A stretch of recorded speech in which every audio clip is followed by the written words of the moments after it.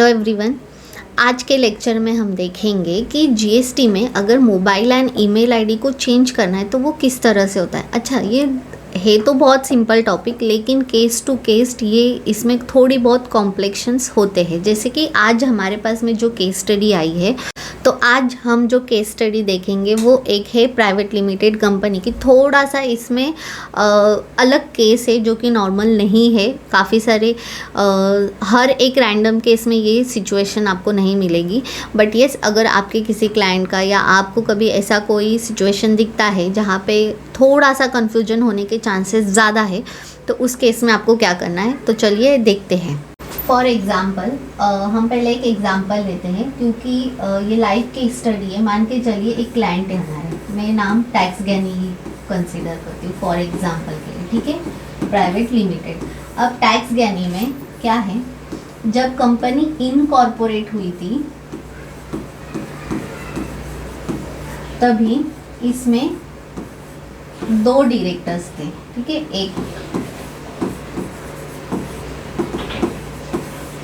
और एक ABC पकड़ लीजिए, ठीक है। अब क्या हुआ, आफ्टर सम ईयर इस कंपनी में ये जो 2 डायरेक्टर्स है, इसमें से CMS तो है बट ये ABC है वो रिमूव हो गई है। तो हम अब नए डायरेक्टर्स आ गए, 3 डायरेक्टर्स हो गए।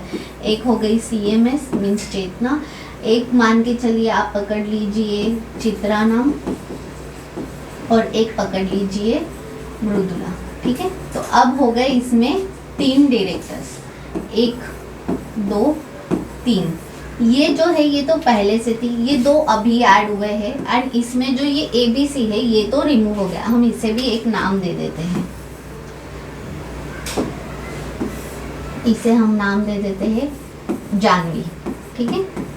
अब ये तो रिमूव हो गई है। अब ये रिमूव होने के बाद में इसके बदले हमें ये 2 जो है ये ऐड हुए हैं, ठीक है। अब ये जो 2 न्यू है, ये 2 न्यू ऐड हुए हैं इसमें।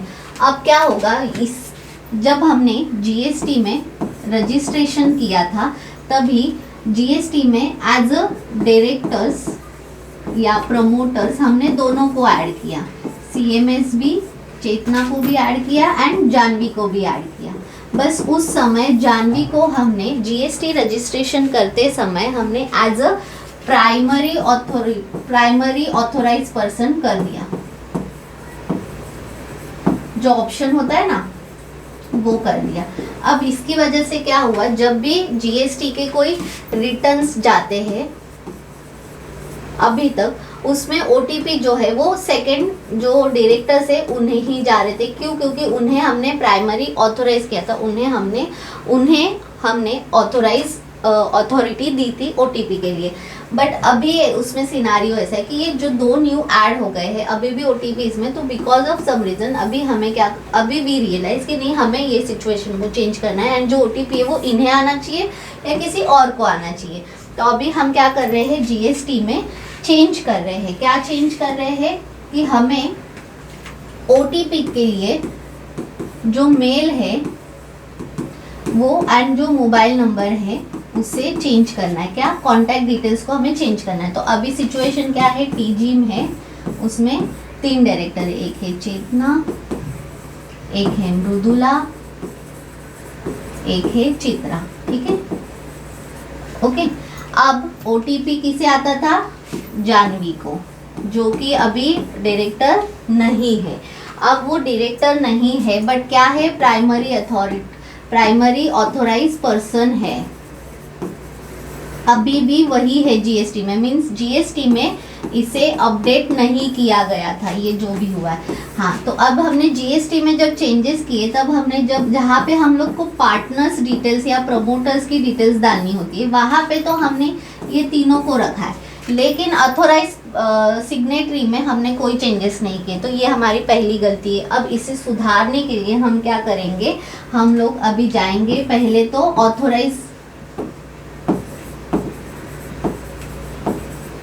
ऑथोराइज में, वहाँ पे हमें जहाँ प्राइमरी अथॉरिटी जानवी दिख रही है उसे हमें करना होगा पहले डिलीट, एंड डिलीट करने के बाद हमें जिससे भी प्राइमरी अथॉरिटी देनी है उसे हम करेंगे as a primary authority person. तो इस हिसाब से आज का केस स्टडी है जो कि है जहाँ पे प्राइवेट लिमिटेड कंपनी में अथोराइज सिग्नेटरी में अभी भी ओल्ड डायरेक्टर्स के डिटेल्स है, उन्हें ही ओटीपी जाता है एंड न्यू डायरेक्टर्स ऐड तो हुए हैं बट उन्हें as a primary authorise person नहीं किया है।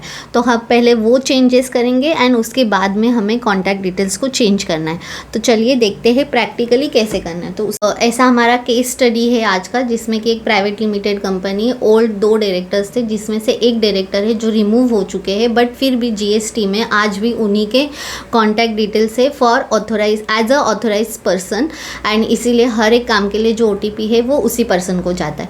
ठीक है, ओटीपी जाता है बट अगर देखा जाए एज पर लीगली तो ये गलत है बिकॉज वो अभी इस कंपनी में है नहीं, तो उन्हें OTP and as a authorise signatory रखना सही नहीं होगा। आगे जाके ये सारी जो चीज़ें होती है वो बहुत दिक्कत दे सकती है। तो सबसे पहले हमें क्या करना है, लॉगिन करना है। अब मैंने एग्जाम्पल आपको हमारी कंपनी का दिया बट ये जो केस स्टडी है ये किसी और क्लाइंट की है, तो हम बिकॉज ऑफ कॉन्फिडेंशियल हमें एग्जाम्पल तो अपनी कंपनी का देना है लेकिन आपको थोड़ा मैं प्रैक्टिकली बता रही हूँ कि कैसे करना है।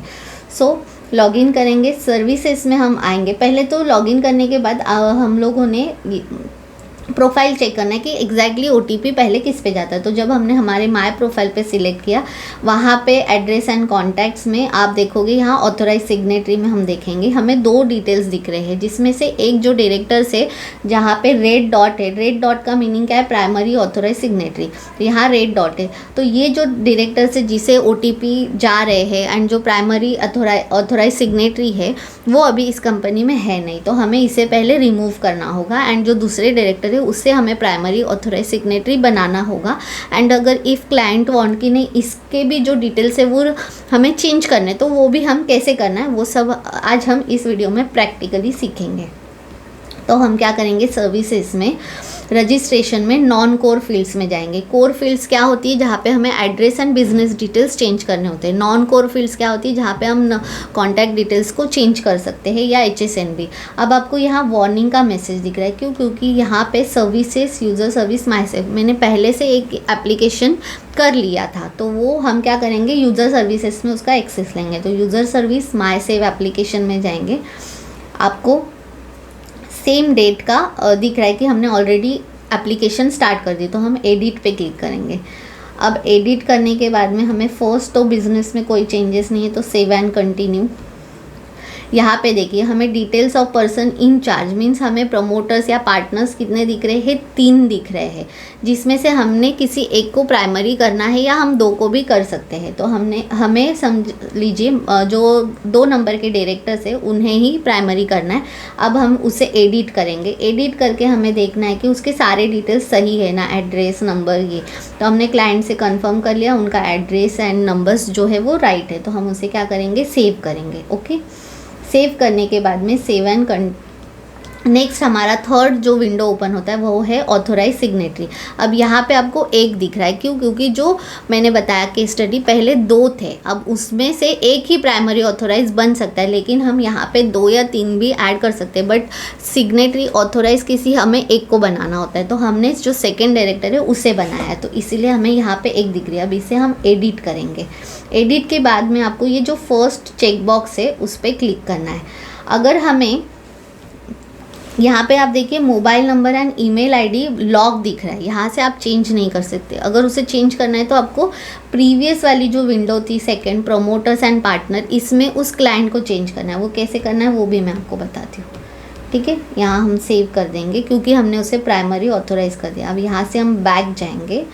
आपको इस प्रमोटर्स पार्टनर में मान के चलिए किसी भी डायरेक्टर्स का नंबर या मेल चेंज करना है, तो आपको यहाँ पे फर्स्ट आना है। स्पेशली अगर OTP के लिए अगर चेंज करना है तो जिस पर्सन को आपने ऑथोराइज बनाया है उसके ऑप्शन में उस डायरेक्टर को सिलेक्ट करना है। उसका एड्रेस आपको चेंज करना है तो कर सकते हो।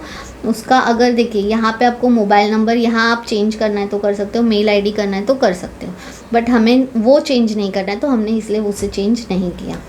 सेव, ठीक है।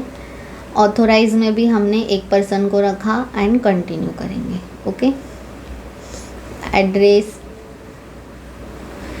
इस ऑप्शन को हमेशा नो ही रखना है, ऑथोराइज रिप्रेजेंटेटिव, ये सारी डिटेल्स अब हमने डाल दी है। हमें सिर्फ नंबर एंड उस ऑथोराइज जो ओल्ड डायरेक्टर है उन्हें रिमूव करना था एंड नंबर चेंज करना था, तो वो सारी चीज़ें हमने कर दी। इससे आगे हमें कंटिन्यू करना है, सिर्फ HSN भी राइट है, save and continue, bank details भी राइट है, तो वो भी हम करेंगे। अब हमें वेरिफिकेशन पे आएंगे हम। अभी जो ये विंडो पे दिख रहा है ये है कि GST में अपडेट्स तो आते रहते, तो ये भी एक है स्टेट स्पेसिफिक इन्फॉर्मेशन, जहाँ पे हमें इलेक्ट्रिसिटी कंज्यूमर नंबर, कौन सा इलेक्ट्रिसिटी बिल आता है, वो सारी डिटेल्स डालनी होती है, तो वो सब अभी हम यहाँ पे डालेंगे। एंड PT के भी इंफॉर्मेशन हम यहाँ डाल सकते हैं। अब जो क्लाइंट है उनका हम डिटेल्स डालेंगे एंड 523 नंबर,